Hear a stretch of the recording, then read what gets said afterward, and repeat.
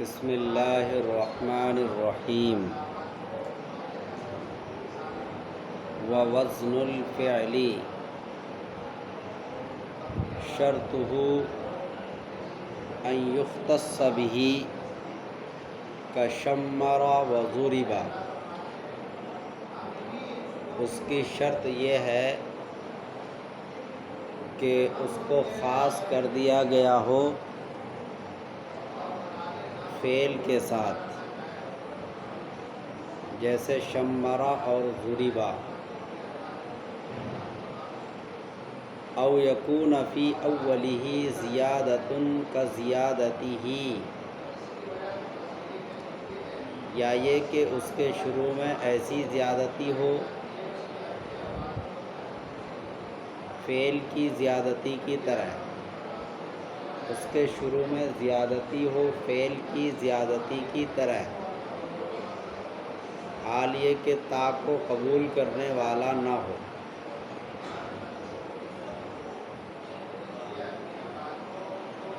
اسباب تسعہ میں سے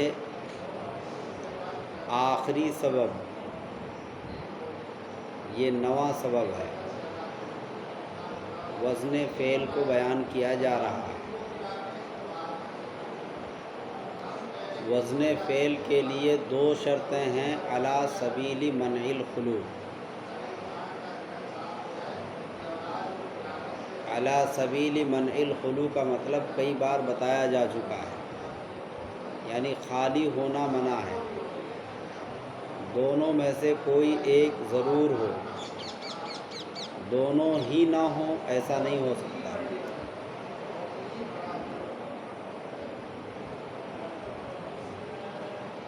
پہلی شرط یہ ہے کہ وہ وزن فعل کے ساتھ خاص ہو۔ خاص ہونے کا مطلب یہ ہے کہ وہ وزن فعل ہی میں پایا جاتا ہو، اسم کے اندر وہ وزن نہ پایا جاتا ہو۔ اگر اسم میں پایا جائے تو فعل سے منقول ہو کر اسم میں پایا جائے، ڈائریکٹ اسم میں نہ پایا جائے۔ جیسے اس کی مثال دی ہے شمرا، یہ حقیقت میں فعل ماضی ہے، مگر یہ نام پڑ گیا ہے اونٹنی کا، تو اسم بن گیا، علم بن گیا، تو فعل سے منقول ہو کر یہ اسم کی طرف چلا گیا۔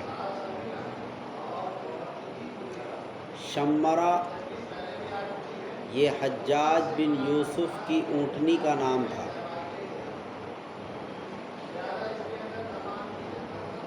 اور یہ نام اس لیے رکھا کیونکہ شمرا یشمر تشمیر،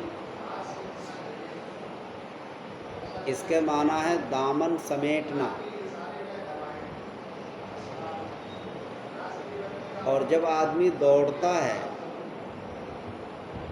تو دوڑنے سے پہلے اپنے لٹکنے والے کپڑوں کو لپیٹ لیتا ہے تاکہ دوڑنے میں سہولت ہو، اپنے کپڑوں کو سمیٹ لیتا ہے۔ اسی سے تیز رفتار اونٹنی کا معنی لے لیا گیا، کیونکہ تشمیر کے معنی سمیٹنا، اور سمیٹنا یہ کنایہ ہے دوڑنے سے، تو شمرا حجاج بن یوسف کی ایک اونٹنی کا نام تھا جو بہت ہی زیادہ تیز رفتار تھی۔ اس کی تیز رفتاری کی وجہ سے اس کا نام شمرا پڑ گیا۔ تو فعل سے بھی نام رکھا جا سکتا ہے، کسی کا نام رکھ دیا جائے کروما، سمجھ میں آئی بات؟ کسی کا نام رکھ دیا جائے جلسہ، نام رکھنے میں کیا جا رہا ہے، نام کچھ بھی رکھا جا سکتا ہے، فعل کے ذریعے سے بھی نام رکھا جا سکتا ہے۔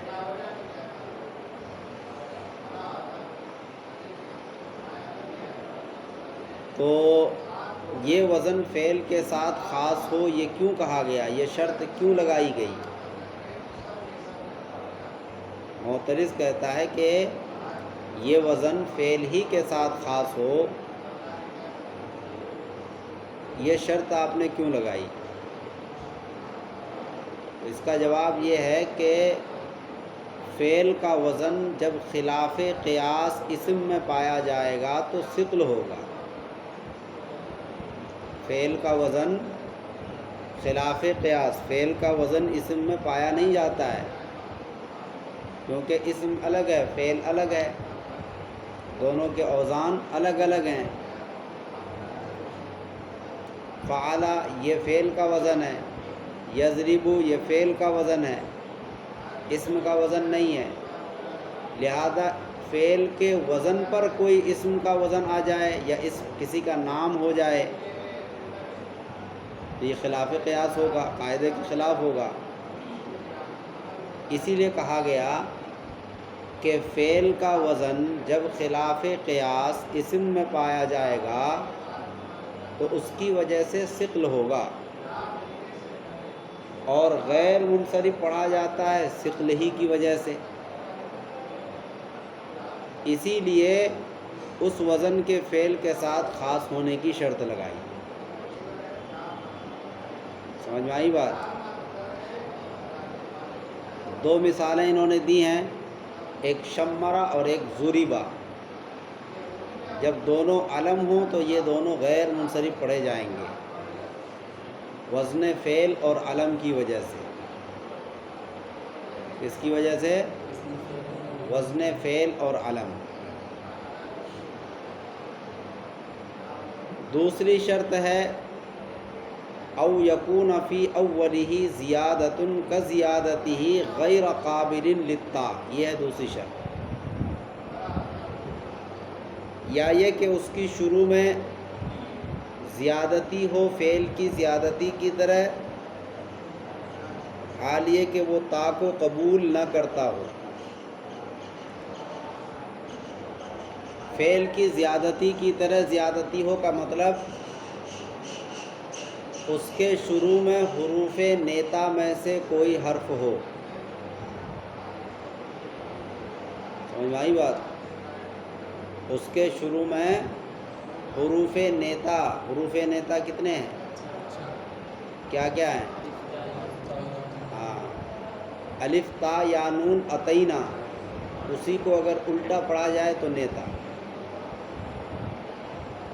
تو حروف نیتا میں سے کوئی ایک ہو۔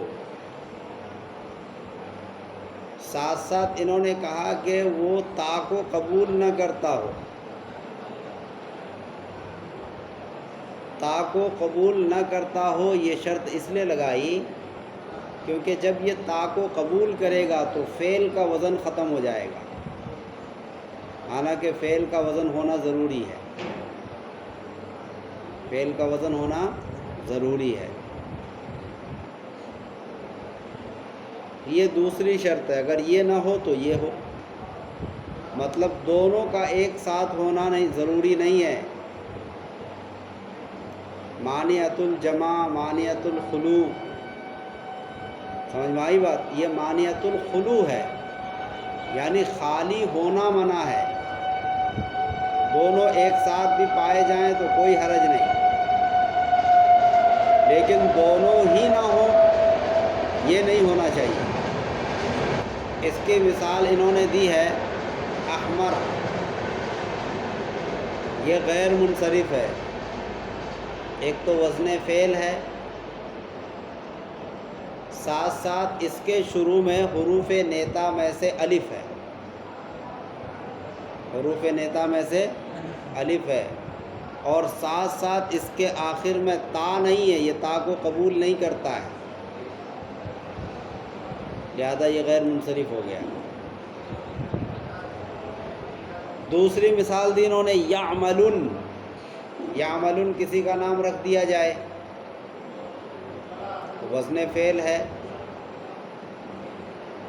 اور فعل سے منتقل کر لیا جائے اس کو اسم کی طرف، کسی کا نام رکھ دیا تو اسم بن گیا، علم بن گیا۔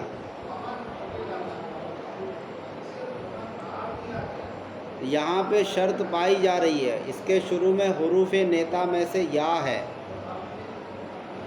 مگر انہوں نے جو کہا کہ تا کو قبول کرنے والا نہ ہو، یہ شرط نہیں پائی جا رہی، کیونکہ یعملن، یہ یعملتن تا کے ساتھ بھی بولا جاتا ہے، تاکہ یہاں اگرچہ تا نہیں ہے لیکن محاورے عرب میں بولا جاتا ہے ناقتن یعملتن، کیا بولا جاتا ہے؟ تیز رفتار اونٹنی۔ دیکھو تا آ گئی تو شرط نہیں پائی گئی، شرط کا ایک جز نہیں پایا گیا، اسی لیے یہ منصرف ہوگا۔ تو سوال پیدا ہوتا ہے کہ کون کون سے اوزان فعل کے ساتھ خاص ہیں اور کون فعل کے ساتھ خاص نہیں ہیں۔ مجموعی طور پر 8 اوزان ہیں۔ کتنے اوزان؟ ثلاثی مجرد معروف، ثلاثی مجرد مجہول 2 ہو گئے، رباعی مجرد معروف، رباعی مجرد مجہول 4 ہو گئے، ثلاثی مزید فی معروف اور مجہول 6 ہو گئے، رباعی مزید فی معروف و مجہول 8 ہو گئے۔ تو مجموعی طور پر 8 اوزان ہیں جو فعل کے ساتھ خاص ہیں، لیکن ان 8 میں سے 2 فعل اور اسم دونوں میں پایا جاتا ہے۔ ان میں 2 کون ہیں؟ ثلاثی مجرد معروف اور رباعی مجرد معروف، معروف والی شکل۔ اسی لیے مصنف نے مثال میں ضُرِبَ فعل مجہول استعمال کیا، ضربہ استعمال نہیں کیا۔ سمجھ میں آئی بات؟ کیونکہ ضربہ یہ اسم میں بھی پایا جاتا ہے، فعل میں بھی پایا جاتا ہے۔ ہماری مراد ہے وزن سے وہ وزن جو فعل کے ساتھ خاص ہو، اسم میں نہ پایا جاتا ہو۔ اور ضربہ تو اسم میں بھی پایا جاتا ہے، ضربہ، فرسا، فرسن اسی وزن پر ہے، اسم میں وہ وزن پایا گیا۔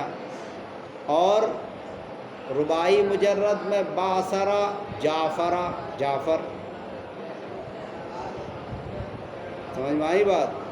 یہ فعل میں بھی پایا جاتا ہے، اسم کے اندر بھی پایا جاتا ہے۔ ہماری مراد ہے وزن سے ایسا وزن ہو کہ وہ صرف فعل ہی کے ساتھ خاص ہو۔ لہذا ثلاثی مجرد مجہول جیسے ضُرِبَ، یہ اسم میں نہیں پایا جاتا ہے، اس وزن پر اسم نہیں ہے۔ سمجھ میں آئی بات؟ اسی طریقے سے رباعی مجرد مجہول بُعْثِرَ، یہ وزن بھی اسم میں نہیں پایا جاتا ہے، یہ فعل کے ساتھ خاص ہے۔ اسی طریقے سے ثلاثی مزید فی معروف و مجہول، ثلاثی مزید فی معروف و مجہول جیسے اجتنبا، انتصرا۔ سمجھ میں آئی بات؟ تقبلا، باب تفاعل، باب تفعل، باب مفاعلت، یہ سب مزید میں ہے۔ تو ان کا معروف اور مجہول یہ اسم میں نہیں پایا جاتا ہے۔ تقبلا کا وزن اسم میں نہیں پایا جاتا، اجتنبا کا وزن اسم میں نہیں پایا جاتا ہے۔ اسی طریقے سے رباعی مزید فی معروف و مجہول، ابرن شقا، انسلقا وغیرہ، یہ سب بھی فعل ہی کے ساتھ خاص ہیں، اسم کے ساتھ یہ خاص نہیں ہے۔ تو 6 اوزان فعل کے ساتھ خاص ہیں، اور 2 اوزان ایسے ہیں جو فعل اور اسم دونوں میں پائے جاتے ہیں، اسی لیے اس کا اعتبار نہیں کیا، ثلاثی مجرد معروف اور رباعی مجرد معروف۔